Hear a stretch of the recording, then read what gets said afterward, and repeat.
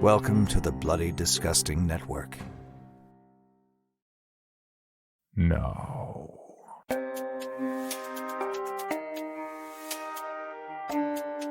This is Creepy, a podcast dedicated to sharing the most famous, chilling, and disturbing creepypastas and urban legends in the world. Whether these stories truly happened or are simply fabrications is for you to decide. These stories may contain graphic depictions of violence and explicit language. Listener discretion is advised.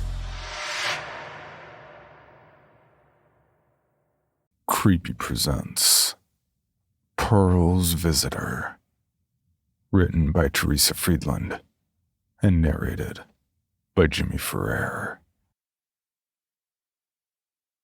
He started showing up on Halloween in the year of 1955 when Pearl's twin baby girls were only a year old, and the house the little family shared was brand new. In deep anticipation for the first Halloween, involving babies and a new house, Pearl decorated the front porch. 2 jack-o'-lanterns, along with a handmade miniature scarecrow, along with a stalk of autumn corn hanging over the porch light. Then she waited impatiently for trick-or-treaters. As she sat, mused, thinking that this was about the first time she had relaxed for many months, she and her husband Jack had been quite busy.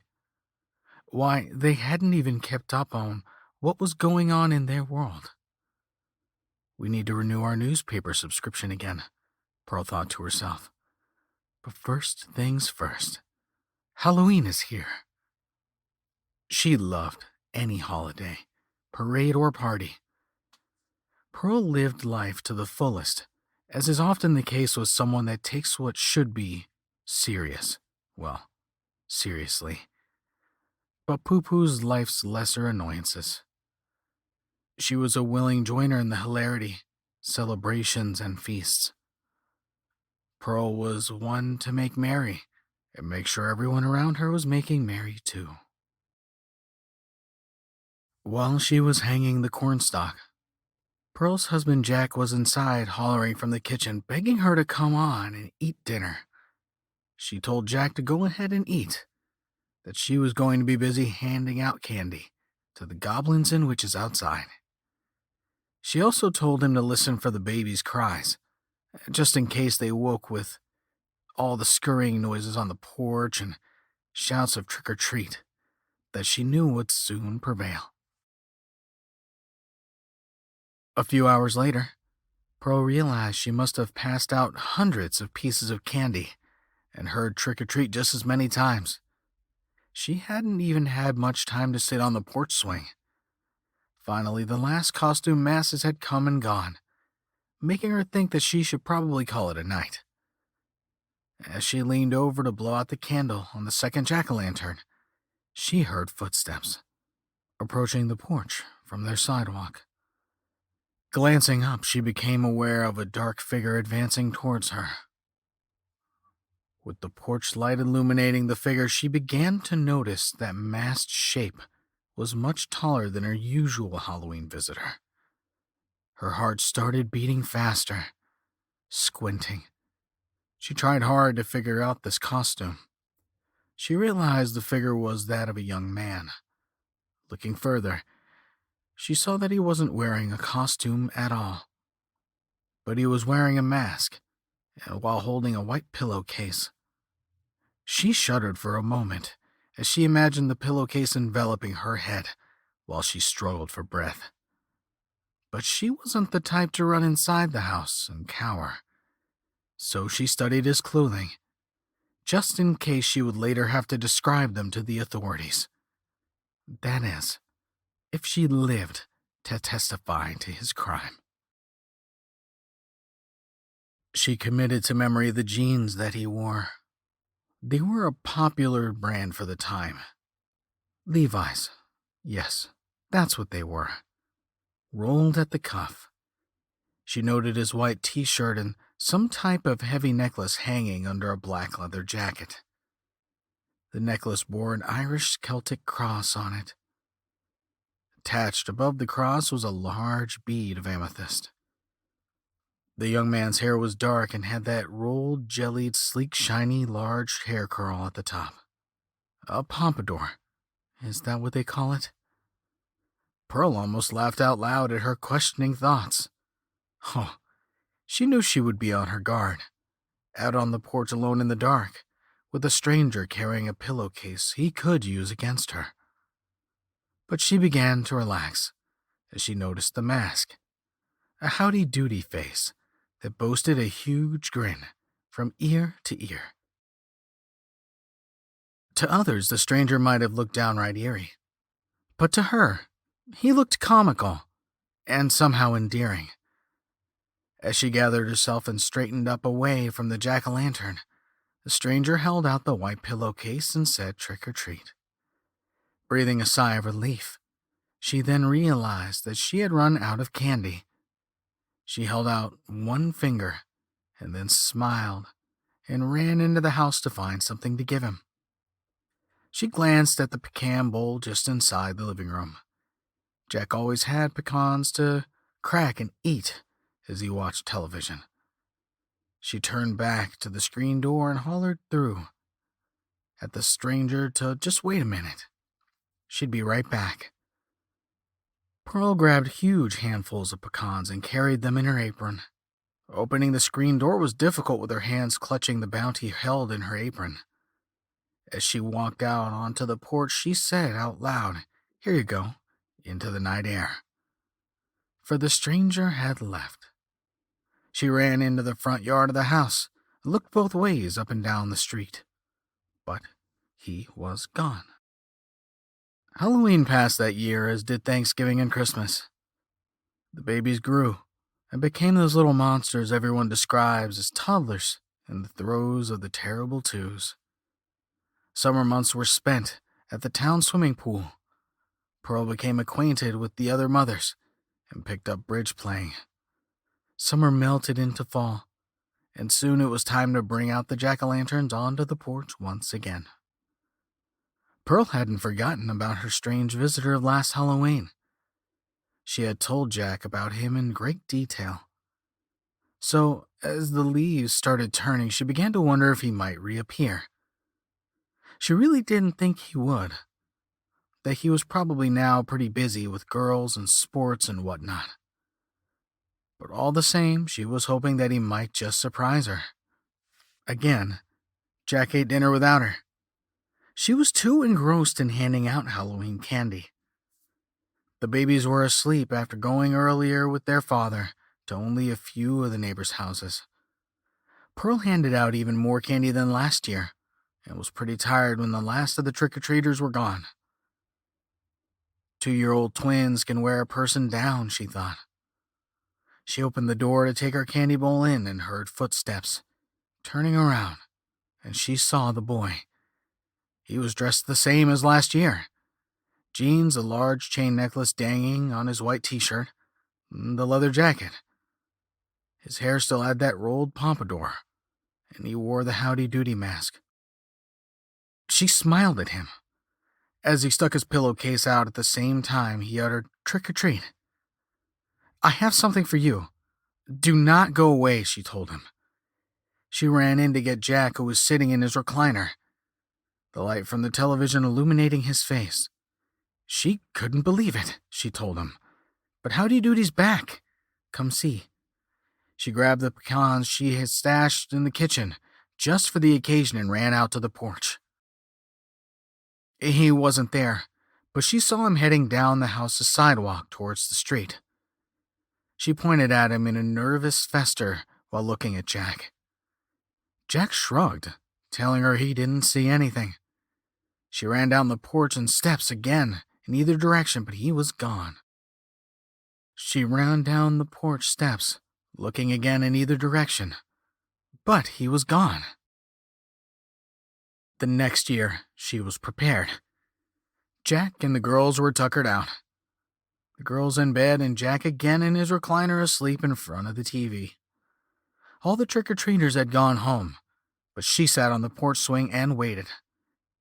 Just when she decided that it was getting late and she should go in, she heard footsteps coming up the porch stairs. And there he was. Howdy Doody. Mask in place. Pillowcase stretched out. "Trick or treat," he said. "Here you go," Pearl told him and gave him pecans that she had wrapped up in cellophane. "I think you'll like these," she told him. "They are my husband's favorite treat. And as a young man, you might want a little more than chocolate." He thanked her and left, walking down their sidewalk and onto the street. She started to yell at Jack, but knew that it would be hopeless. Her trick-or-treater would be gone by the time he'd woke up enough to come out onto the porch and look. The years rolled by. Jack's hair thinned. Pearl found a part-time job at the local library. The twins became involved in school activities, went on dates, and volunteered at the local pet shelter. Children of the neighborhood grew up. The sound of cars honking and the radio's blaring replaced the sound of children playing. Pearl didn't buy as much Halloween candy as she used to because of the small amount of trick-or-treaters. But Howdy Doody didn't miss his annual visit. After the last of the trick-or-treaters had filled their own plastic pumpkins, up with the candy he came. Pearl always learned to have some pecans ready at the porch for him so that he wouldn't leave before he got his treat. To contain the pecans, she would use plastic wrap at first, then sandwich bags tied with orange ribbon. She didn't dare go into the house early. She always waited. Seasons came and went, and with them, years of Halloween trick-or-treaters.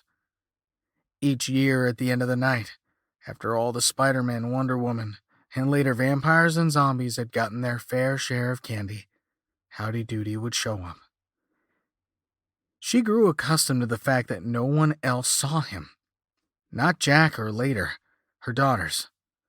A few times when he visited, he would be right up on the porch, standing right there next to Pearl, but they couldn't see him. She would drop the bag of pecans in his sack, but girls or Jack would tell her she might have dropped them in her pocket for all she knew. She would pat her pockets and anywhere else she could have hidden them, to demonstrate the treats couldn't possibly be anywhere else but that stranger's bag. She even asked her bridge club, since they were also her neighbors, if they ever had a teenage boy sporting a Howdy Doody mask, trick-or-treating at their houses. They always told her no, as they glanced at her with questioning eyes. She eventually stopped speaking of him, since her family would just stare at her like she was as nutty as the pecans. But with great anticipation, she waited each Halloween for him to show, and smiled with delight when she heard his footsteps mount her stairs. The routine was always the same. He would utter the words trick-or-treat while extending his pillowcase out, then stand pivoting from one foot to the other while Pearl handed them the pecans. He would say thanks, and then run down the steps. The first few years, Pearl tried to get him to talk. She would ask him who he was, or even desperately on one of his later visits, she asked how he managed to always look the same. After all, years had passed since that first night. He would look at her through the mask and then dash down the porch steps. Pearl tried to follow him more than once, but as he left her yard, he would somehow disappear. She gave up on that, too. As time passed, each of the girls married. One not soon after college, and the other a little later. They both had babies and settled with their families in Pearl's town. Pearl made sure the grandbabies visited often. But on Halloween, she would ooh and ah over their costumes and then shoo them on home, after a while just so she could get her pecans ready for her special visitor. As the grandbabies grew and Jack retired, Pearl decided that the two of them would travel. Again, no matter how far they were from home, they were always back in time for Halloween. It wouldn't seem right not to be there to hand out candy. Their neighborhood had changed out, bringing in young families and many trick-or-treaters. Pearl grew tired easily than in the past, But that didn't stop her from waiting for her visitor. And as always, she had to wait until after the last trick-or-treater showed. Jack passed away. Pearl couldn't leave their house. It wouldn't feel right. So 5 times since Jack died, she alone gave out candy on Halloween. And 5 times, she gave bags of pecans to Howdy Doody. At 94 years old, Pearl's daughters became adamant that at her age, she had to come live with them. They would have to take turns having her. Pearl stared at the for sale sign puncturing her yard outside on her last Halloween at the old house. Oh well, Pearl thought. The grandchildren are grown and have families of their own. Maybe it will be good for all of us. The doorbell rang and Pearl cautiously handed out candy from her bowl, simultaneously leaning on her now ever-present cane. She smiled at each tiny face as she doted and admired the costumes and the regalia. As the sunlight faded and darkness began, the trick-or-treaters started to dwindle until after many minutes she knew they were done. She sat on her old swing holding her bag of pecans and peered out into the night. After what seemed like a long time, she heard footsteps and saw the broad smile sitting perched at the top of a black leather jacket. Howdy Doody climbed up the stairs with ease as always. He pocketed the bag of pecans as Pearl handed them to him, smiling, with tears in her eyes. He took them, saying his usual thank you. Then he glanced out into the yard. He turned back to her, fishing in his jean pockets. I have something to give you, he said as he slipped something into her worn, gnarled hand. Pearl smiled back at him in acknowledgement. Happy Halloween, he said, then turned and walked down the stairs, out into the yard, and faded as he entered the street. Over the next 4 years, Pearl alternated between daughters' houses, 1 year here and the next year there. As her body began to decline and related aches and pains took over, she would think about how grateful she was for all the years she had. Over and over, she validated her life. She was grateful for all the time she had with Jack, her daughters, and her grandchildren. Grateful for her friends, and grateful for her time in her not-so-big house with its welcoming front porch. After Pearl died, the girls gathered her things, jewelry, clothes, mementos, and for the most part, either divided them between themselves, donated, or sold them. They kept all the photos, of course, and her wedding ring. They kept the nutcracker Jack used to use for his pecans. And they kept another memento, a heavy, unique necklace. They had no idea why, but their mother always wore it from the day she moved out of their childhood home. A few years later, the daughters decided to hold a joint Halloween party. One of them volunteered her house for the celebration. So on Halloween night, party voices, music, and laughter could be heard all over the block. Being quite a bit older themselves now, they and their guests grew tired, began to settle down around the fireplace. One of the guests started a ghost story. Before too long, others were telling theirs. The usual campfire stories, creepy dolls, things heard in the night, their grandparents' farm, and seance tales. When all the tales were exhausted, the partiers sat in silence because it was so quiet. No one seemed to want to leave yet. One of the daughters decided to tell her story of Pearl's Howdy Doody. She told him that neither her nor her sister could see him. As her sister nodded her head in agreement, she told him that her mother would give the trick-or-treater a treat, always a bag of pecans. After the daughter was finished with her story, One of the guests remarked that he remembered seeing an article in the newspaper a few weeks ago. The newspaper was featuring Halloween stories from years gone by. This particular story had to do with a boy and a Howdy Doody mask. He quickly got out his phone and started searching. The sister that hosted the party disappeared into the room. The guests found the article and started paraphrasing it out loud to the others. He told them that this particular article cites another from the story of the newspaper archives dated in Halloween 1955. Family had died in a car accident on Halloween night as they were coming home from a party, and Mom and Dad and their 3 children. The oldest son was driving.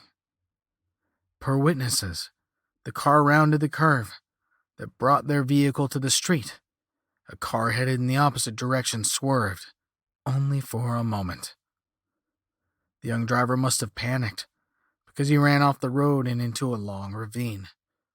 Rolling several times, the car landed upright.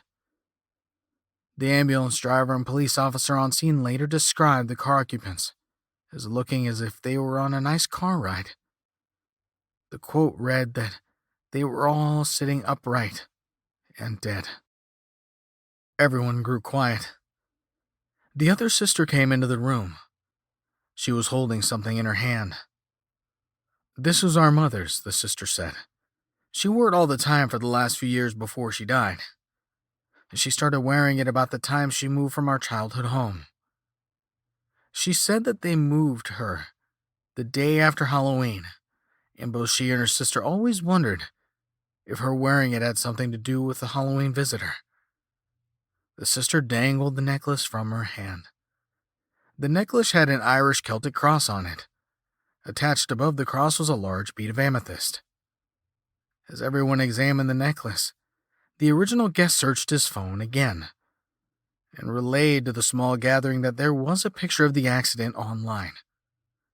This guest remarked, "If I zoom in, I can see the driver of the car, his mask, his hair, and there.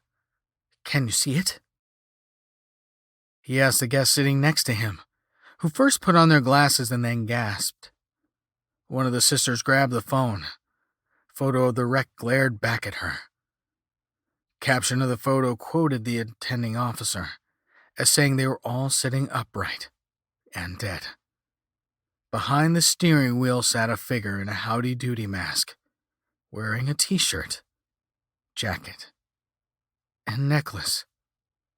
A necklace with an Irish Celtic cross on it, and a large amethyst bead gleaming from above. As the narrator of this Halloween tale, I have the privilege of insight.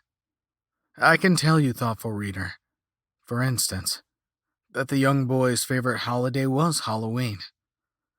I can tell you that he loved trick-or-treating, but his parents had told him for that year, this one year, they were all going to a party instead. They told him that he was too old to go trick-or-treating, that his sister and brother didn't like going as much as he did, and they wanted to go to the party.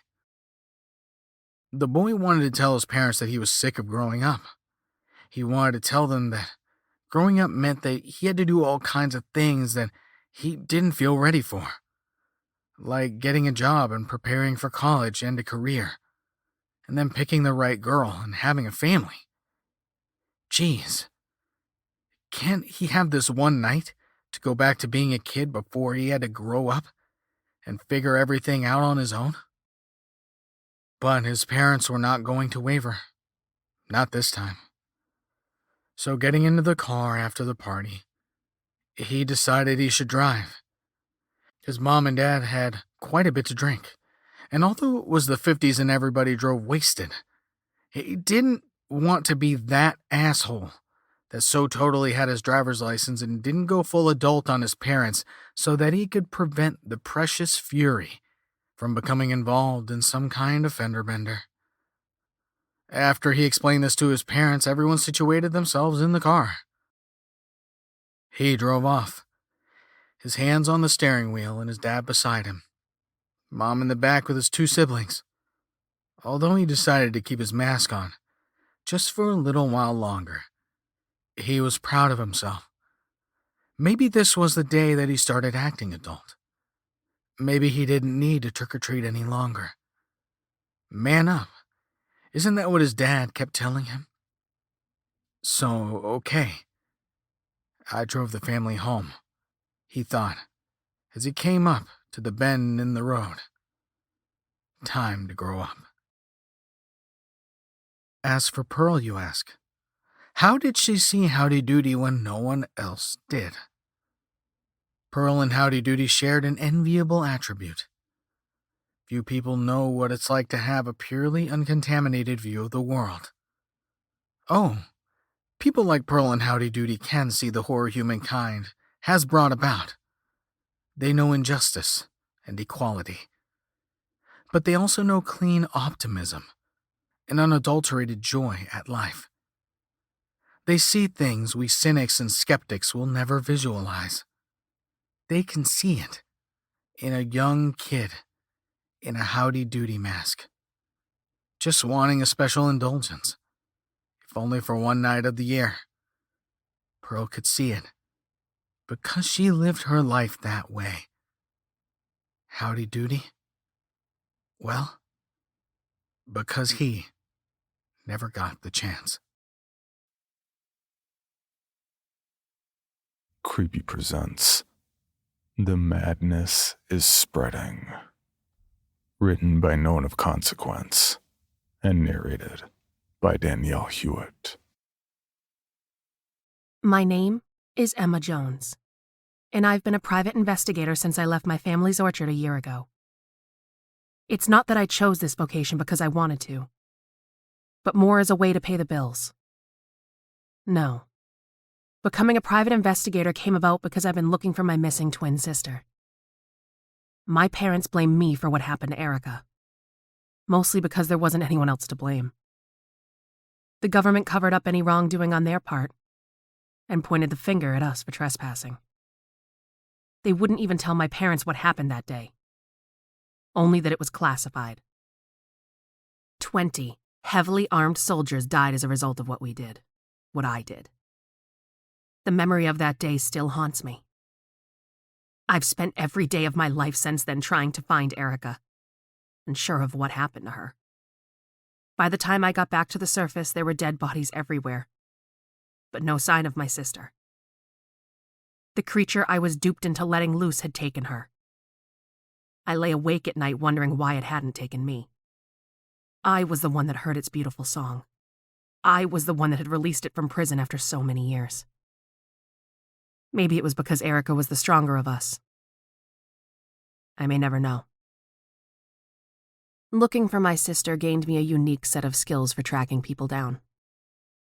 It was my only marketable skill. So I used those skills to further my search by finding people who didn't want to be found. Most of the time, I'm a little more than a bounty hunter. But on occasion, I get hired to find people that aren't bail jumpers. It used to be rare, but those clients tend to be well-to-do, and I can get away with charging them more. More and more of those clients have been showing up on my doorstep, and often tie into my own investigation. My most recent paying gig is searching for a spoiled rich kid named Tony. Until recently, he was a college student at an Ivy League university studying psychology. The last anyone saw of him was when he got into a violent confrontation with his psychology professor. Students that witnessed the event said that Tony was babbling insane things about a religious cult, talking horseshoe crabs, and the world burning. While attacking the professor, he kept shouting, "Will you embrace the madness?" The police reports his parents provided me with said little else. Tony simply disappeared after that. No credit card activity, ATM withdrawals, or any sort of traceable bank activity. I asked them if they could think of a reason why their son may have been targeted by a cult, but they couldn't come up with a reason. The mother is nothing more than a socialite that sits on the board of numerous charities and functions. The father is a bigwig for a nationwide grocery store chain. There might be something to that, but he doesn't have anything to do with the acquisitions for the seafood department. Other than that, he wouldn't say what he does for the company. To me, that seems suspect. But that doesn't necessarily mean anything. The rich and well-to-do like to play things close to their chest, and won't give information that they think is irrelevant. I'd have better luck squeezing blood from a stone. My profession breeds a certain level of paranoia, and often when I arrive in a new city, I catch sights of black suits. It's not uncommon for business types to wear them, but the black suits I'm referring to are different. They hold themselves differently than most people, like a cat waiting to pounce. I can sense contained energy in their stances, as if they're ready for a fight. Putting them out of my mind isn't much of an option. Not with as often as I've seen them. However, without directly confronting one of them, I'll likely never know who they are. Though the odds of them actually telling me anything if they are really tracking me are slim to none. I continue to make notes of them in a notebook, with dates, times, locations, and as detailed descriptions as I can manage. So far, I haven't seen the same one twice. And that's the only reason I have doubts. After getting my rental car, I head straight for Tony's university. I have an interview set up with his friends and then a meeting with the head of the university's security. A strange adult can't just enter a missing student's dorm room without raising a few eyebrows. And the last thing I want is to have the cops called on me. Police detest private investigators, especially when they're working on one of their cases. Unfortunately, I have first-hand experience with that sort of thing. I meet up with Tony's friends at the university main courtyard. The four of them sit on one side of a stone picnic table and I take the other side. As I pull out a spiral notebook and pen, they make odd comments about my hair, saying things like, "I like the color," and "it looks so natural." This kicks off the questioning, but in a way I hadn't expected. Immediately, I put the spiral back in my bag and pull out a red notebook. My first questions are about who they think I am, because I'm fairly certain I've never met any of them before. Several weeks ago, Tony had been seen chatting with a woman that looks exactly like me but with darker hair. She'd been around the university speaking with some odd-looking youths handing out flyers about some kind of religious group. Well, ordering them around, by the sounds of it. Tony's major may have been psychology, but his focus had been on the group mentality of organized religions. Naturally, he wanted to talk to them, not so much about their religion, but what brought them to it. They wouldn't say much, but promised that their collective promotes unity, enlightenment, and New World Order. By the sounds of it, these youths were promoting a cult. Things started getting weird with Tony when the woman that looks like me showed up. Some days she'd be wearing an expensive suit, others just blue jeans and sweaters. Tony started skipping classes when she came around, so he could talk with her for hours. In no time, he started talking about Embrace like it was the answer to all questions. None of the students I'm speaking with are believers, so they mostly ignored Tony's new fanatical talk. He would get angry with them, call them ignorant and blind, then refuse to acknowledge their existence. Tony hadn't been a believer in a higher power either, but he bought Embrace's gospel hook, line, and sinker. The day he had the violent altercation with Professor Clemens was the last time anyone saw the cultist, the woman, and Tony. I thanked them for speaking with me, giving them all a business card. I asked them to let me know if they can think of anything else I should know. My meeting with the head of security is straightforward once we get past the part where I look like a woman that was ordering around the cultists. I show him documentation of my employment with Tony's parents and their permission to access the missing student's property. In short order, he escorts me to the dorm, unlocks it, and stays outside the door until I'm done. Good thing, too. This place is a fucking mess. College students aren't known for being tidy, but this goes way beyond that stereotype. Dirty clothes and rotten food containers are what you'd expect to find in a university student's dorm after they've gone missing. But I find none of that. Instead, I see mad scribblings covering the walls. Religious books torn apart and littering the floor with red writing covering the pages. The word lies painting whole pages. What was once a stereo and laptop had been smashed to tiny pieces in a pile against one corner of the room. Computer disks, thumb drives, and external hard drives have all been broken apart and tossed into the same pile of plastic and circuit boards. Gel pens were snapped in half and used to smear the phrase, "Embrace the madness," across one wall. The desk is covered in crude drawings of a humanoid squid monster. One drawing I find is of an obelisk of sorts, an odd curved thing with symbols etched into it. The obelisk itself looks like a warped crab claw, but the bottom part of the pincher is missing. I've never seen anything like it. Underneath that drawing is a much better one, more detailed and less crude. The woman is beautiful, almost angelic in the way Tony drew her. I could be looking at a drawing of myself, but I know it's the woman his friends told me about. I have absolutely no doubt now that it was my sister. Beneath the drawing is a flyer, probably one of the ones the cultists were handing out all over campus. There are a lot of words on it, but when you boil it down, they don't really say much. Unity, faith, community, enlightenment, old ways, and new world order. Definitely literature of a cult. A symbol catches my attention at the top of the page. What appears to be a company logo, but looks like a postage stamp version of the obelisk. I put the 2 drawings and flyer in my bag before continuing to look. The man waiting outside told me not to take anything. But these things seem important to my investigation, and what he doesn't know won't hurt none. Besides, the police have picked through this room already and it's gotten them nowhere. Going through the drawers reveals more crude drawings, but these are far more disturbing than the ones I've stashed away. Images of cities on fire, people hanging from trees, piles of bones. One drawing has a likeness of Tony holding some kind of long-bladed weapon.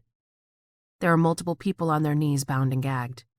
They are forced to watch as a girl is tied to a large block, her face upturned in horror, as the weapon in Tony's hands is in a downward strike. It's hard to make out, but I'd swear the girl about to get her head cut off is one of the students I talked to earlier. In fact, the chopping block she's tied to is one of the stone benches we had been sitting on, if I'm not mistaken. That cult got to Tony in a big way. I take a few dozen pictures of the crazy shit I find. The last drawer I get into is the thin one in the center, directly underneath the desktop. I expect to find more insane drawings of violence and destruction, but there aren't any. Instead, I find a few markers, pencils, pens that haven't been destroyed, and something rather unusual. It's a finger-thick tentacle, twice as long as my index finger and hollow. The thing looks like it's made out of rubber and doesn't smell fishy at all. A tentative touch lets me know it's smooth and cold. Considering what happened last time I saw my sister, I decided to put it in a Ziploc bag and stow it with the other things I'm not supposed to take.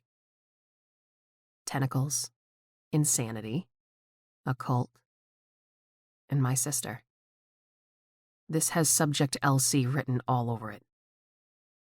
A while back, I managed to track my sister down to a fishing town on the East Coast. The entire town had become overrun with hideous sea monsters that allegedly started off as normal people. A local shrimp boat was bringing in the most unusual catch. Shrimp so large that the typical jumbo shrimp were half their size. As the locals continued to eat these oddities, their bodies grew deformed and monstrous. After a few months, they were unrecognizable, until one day, they all simply disappeared. The shrimp boat captain moved on, and I've had difficulty tracking her down. She pops up all over the place with no discernible pattern. What little I could find out was who brought up her haul, and even that was a challenge. No one wanted to talk about the transaction in fear that it would stop the unsteady supply. Honestly, the only real confirmation I could get about the purchases was seeing the insanely large shrimp in the store. Despite the monstrous outcome of eating too many of those shrimp, people were far too eager to gobble them up. Apparently, they are the most delicious shrimp anyone has ever tasted, no matter how they're prepared. I wouldn't know anything about the taste of shrimp. The nasty little things have always looked like bugs to me, and I refuse to touch them. Seafood is still my main source of protein, but I did finally give in to the temptation that is bacon. After checking into my hotel, I break out my laptop and get into my protected files. My hard copies are all back at the office, but I keep a digital backup on my laptop, and another is stashed in a safety security box. There's one of those classroom-sized maps of the U.S. on my office wall, covered in colored thumbtacks. Each represents a confirmed sighting of Erica, and the different colors have different meanings. Red tacks are sightings where she's been recruiting for the Embrace cult, hence the red notebook I started using to take notes in Tony's case. Blue are typically along the coasts where she's posed as an executive for the Eldridge conglomerate. In these incidents, she works to recruit commercial fishermen to operate under the conglomerate's umbrella. Green tacks are more inland and represent fish farms that she's been instrumental in appropriating for Eldridge. Black tacks also appear along the coast. They are for small towns that have suffered mass disappearances, usually accompanied by a report of odd deformities and the like. One of the constants in all of the black tack cases is mention of a place called Shadow Cove. The frustrating thing about the cove is that I haven't been able to locate it, or anyone that could tell me where it is. My sister started out as just a missing persons case, and I prepared myself to find her dead. I mean, she was taken by some unkillable sea monster. It took a couple years to realize there was more to it than that. Erica was always the braver of us, pushing me to do things that I wanted to do, but was too scared. She pushed me to be more than just a bookworm. And I guess that ended up being her downfall. Well, that's how I think of it anyway. I've seen numerous pictures and stolen surveillance footage of her in expensive suits, and being driven around by luxurious car services. Trying to use the car services as a lead always came to a dead end. Financially, she seemed to be well off. But there's nothing good about the work she's been doing. Not if it involves that nightmarish creature. I added a new red dot to the digital map and a brief description of the case. Tony hadn't been the only student that disappeared from campus at that time. He just happened to make the splashiest exit. It appears that Embrace managed to recruit another dozen or so impressionable young adults before vanishing. I upload the pictures I took of his dorm room, the last one being of that weird tentacle that's now in my bag. Something looks oddly familiar about it, more than simply identifying it as a tentacle. On a hunch, I access an old video file and watch the recording I made when Eric and I went into the abandoned government facility. It's been a while since I last watched this, but I've seen it 100 times since that day. I scroll to the end of the video, at the few frames of Subject LC's prison cell. The glass that separated us from the next room had been thick and dusty, but it was clear enough to see some of the cell. It was a large cylindrical tank, and glowed with an eerie blue light. I freeze the video 1 second before the footage ends. The thing inside that tank was man-shaped and big. Details are hard to make out as I remember, but you can see the general shape. Tree trunk legs, 2 long and thick tentacles for arms, with a mass of wavy hair. Only it hadn't been hair. In this moment of the video, I began to hear a melancholy music that reminded me of whale songs. It was so beautiful and sad. I don't remember doing it, but I released that monster. Erica tried to get me out, but the master wanted me to stay with him. I shoved my sister out the door and slammed it in her face, because I hadn't wanted to share my master with her. Then it all went wrong. Somehow the master could sense that men were coming, and if he didn't act fast, they would imprison him again. He tore through the steel doors, crashed through every barrier between him and freedom, and killed anything in his way. I slowly followed after him until I heard the gunfire and screams. His hypnotic hold on me was broken with the fight, but it only lasted a minute. The destruction he caused in the lower level caused an electrical fire to break out, and I managed to get myself out of there with the red file. When he ran past me, I caught a glimpse of his face, just enough to know what he looked like. And in that moment, he was beautiful. His hair was like a giant sea anemone, and his facial hair were baby tentacles. That's what the tentacle from Tony's desk looks like. A piece of the master's beard. Maybe they fall off and regrow like human hair does. Erica could have been giving them to new recruits as a memento from the master, before being taken to wherever the cult congregates. I pulled the tentacle out of my bag and examined it more closely.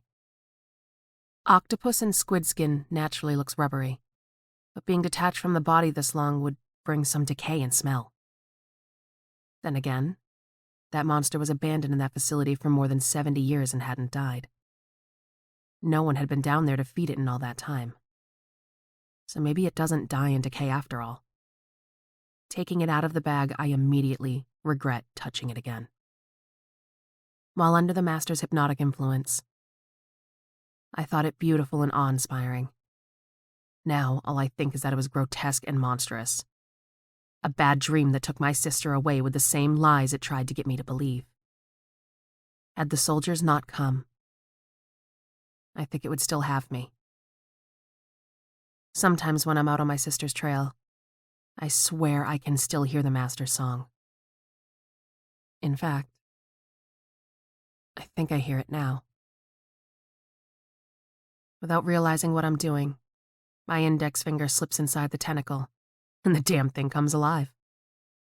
I can't control my hand as it grabs up a red pen and begins scribbling on the closest sheet of paper. Thankfully, it was a blank page I hadn't begun to take notes on yet. In the same angry block letters that were all over Tony's dorm room, a message forms that has my eyes grow wide with shock. I never got the chance to thank you for releasing me, Emma. Our time together was cut short by those that wish to stop me from what I have planned. I know you have been searching. And if you wish to rejoin us, you will be welcome with loving arms. Your sister has missed you dearly, but fears you may oppose us. So I thank you for my release, and ask, will you embrace the madness? I regain control of my hand and tear the tentacle off my finger. The nerve of that bastard. For more information on this podcast, including how to submit your own story for consideration, please visit creepypod.com. You can also follow us at CreepyPod on social media and YouTube. All stories told on this podcast are done so through Creative Commons Share-alike licensing or with written consent from the authors. No portion of this podcast may be rebroadcast or otherwise distributed without the express written consent of the Creepy Podcast production team and the story's author.